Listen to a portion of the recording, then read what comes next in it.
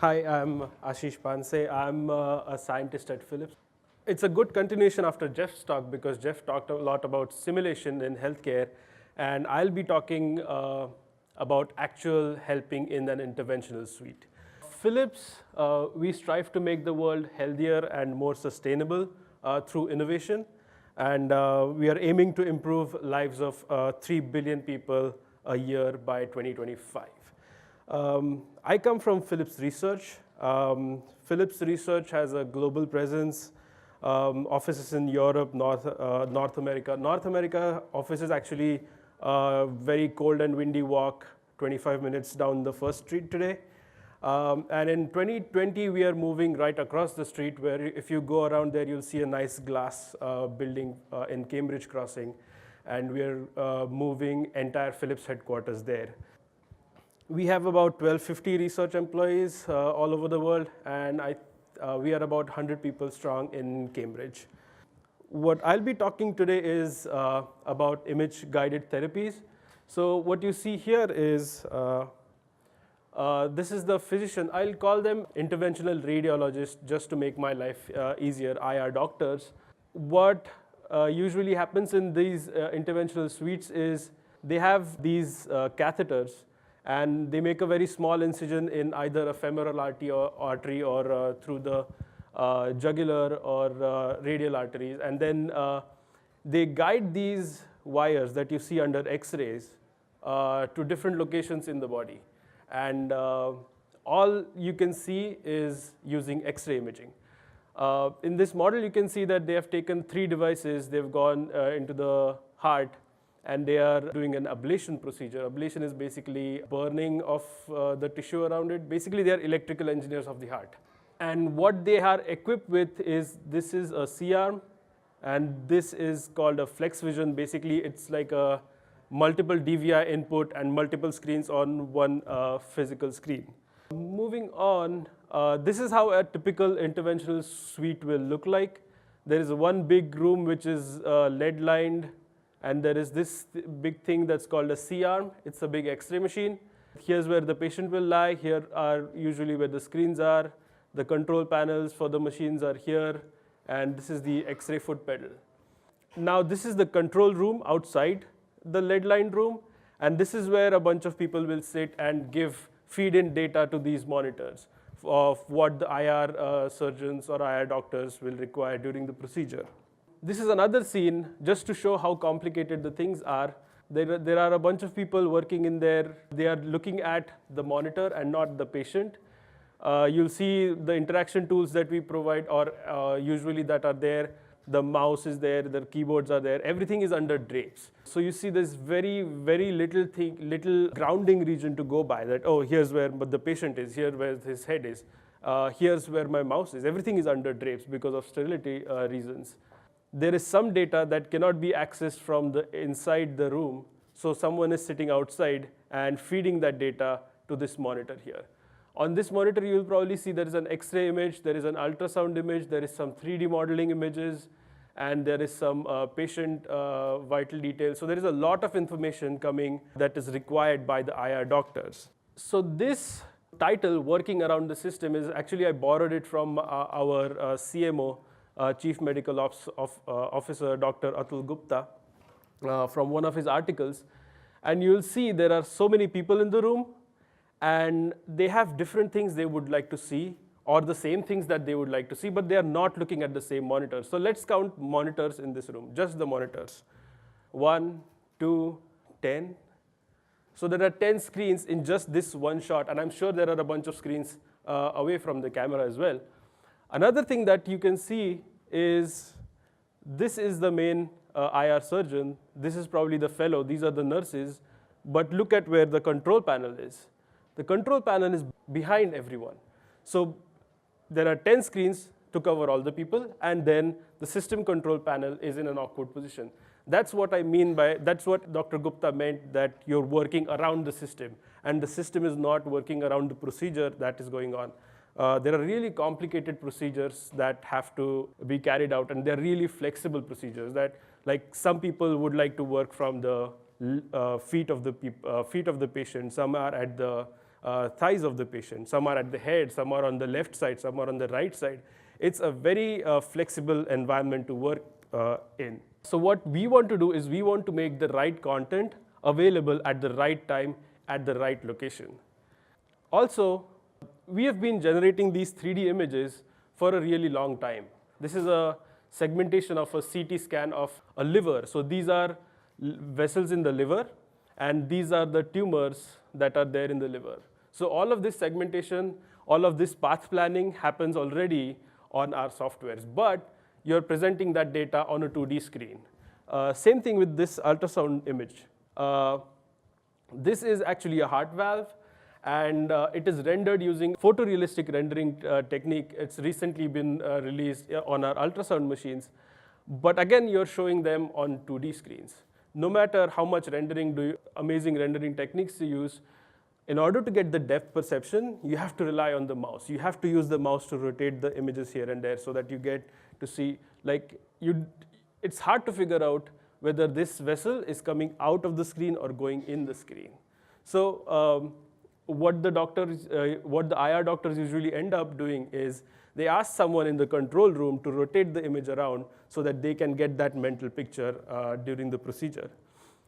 So considering all of these inputs that we had from talking with all of the doctors, we made an AR prototype, and then we showed it at a conference in 2017. So this should be the video that goes. So we made flexible screens. So this is through the HoloLens.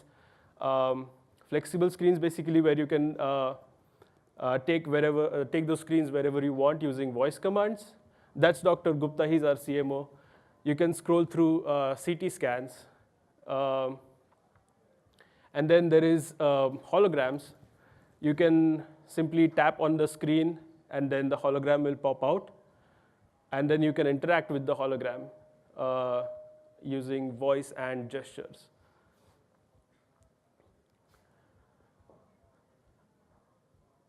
Another thing that you could do is untethered room control. Basically, you saw that that's where the controls are. He wants to work from the head, so we give him the virtual control panel next to him, and basically he can control the system. You can also leverage the cameras that are there on the HoloLens. You see that there is an ultrasound probe. The system should know that you want to see an ultrasound screen, and you don't have to bring the whole ultrasound machine next to you. It just pops an ultrasound screen to you. This is a balloon, another device. You just look at the box, and it pops up the relevant screen. So this was we showed lots of concepts at RSNA is the Radiological Society of North America. This was done in 2017. We collected a lot of user feedback. This was our booth at RSNA. So what you see this here is the mock-up of the C-arm, just the detector to go up and down. So we had users go through about a 15-20 minute demo, and they could do all of those things that you saw in the video and a couple more things that we didn't film. This is our CMO, Dr. Atul Gupta. He's really championing this augmented reality effort, and he's a practicing IR surgeon. You can Google him, and you'll find really nice articles that he has written about this space. We had a survey in the end, and 70% of the respondents who were ranging from administrators all the way to neurosurgeons, they expect AR to impact their daily practice within next 3-4 years. Some of the things that came out of this were that they really liked were customized screens, 3D anatomy, and untethered control in the room. So we talked to a lot of physicians. I'll just list a few pain points that they have. One of the physicians said that ergonomics stopped me from practicing IR. These physicians are standing there in lead coats. Lead coats are really heavy with lead goggles, and then they are in really awkward positions, and they have to perform these procedures from anywhere between 30 minutes to 4 hours. And this physician hurt his back, and he had to stop practicing. One of them said, we do a lot of work on the left side, so usually everybody stands on the right side. He said he does a lot of work on the left side, brachial and radial approaches, so we have to move the screens. And if you saw, the moving the screens, that huge screen every time is not feasible because it's so complicated. There is so much equipment in the room. There are so many people in the room. It's not really feasible to just swap the room. Instead, what AR gives you is you can just pick the screen wherever you want. I would love to have the physical buttons go away. They are in my way when I'm doing lower extremity work. So this physician was working from the feet, and then he just couldn't get close enough to the patient because the buttons are always there. You can really move them, but then you're losing control of the system. The difference between a good and a bad surgeon is how easily you can see the structures in 3D. This can be an aid to bypass visual skill of 3D, 2D interpretation. And then the last one is I want to spend less time operating them or orienting them and more time guiding them to the goal. So basically what this physician was talking about was working with the fellows who are in there or working with other people who have different specialties. So the communication gap is a big problem here. Some people are imaging in 2 dimensions. They think in 2 dimensions. But ultrasound, you can image in 3 dimensions. You think in 3 dimensions and really interact with them. Their up is different than the ultrasound up. So really communicating, bridging the gap between these 2 people is very important. So it's like you see it, I see it, okay, let's go get it. It should be that simple. So taking into account all of this feedback, we came up with a bunch of propositions. First one was virtual screen. Second one was virtual system controls. Third one was holographic display of anatomy. And the fourth one was peer-to-peer communications. We had a design sprint. If you were there in the previous block, there was a really good presentation about design sprints. Basically, we just got our inputs from the physicians, went through pain points and created value propositions, came up with a bunch of ideas, test with physicians, and then iterate. So every time during this process, we were always grounded by input from physicians. If they didn't like it, they told us they didn't like it, and we improved on it. So this video is taking input from all of the physicians that we got, and this was shown at RSNA last year, 2018. So that's where we really minimize the number of screens that you gave in AR.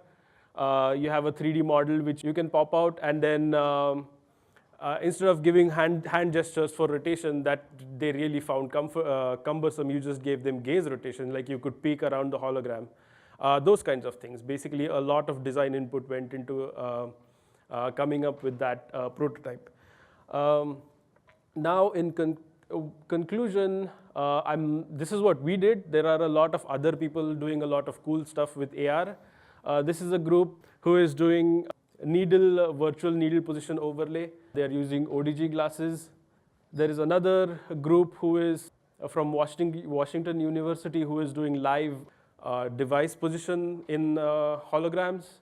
And there is another group in London which is overlaying holograms of the patient on the patient, and then they are doing surgeries using that holograms. So there's a lot of cool things that are happening in this space, and I'm sure there will be a lot more coming soon. And with that, I'd like to thank all of the collaborators. There's actually one designer we got from the Media Lab last year, Penny, and thank you.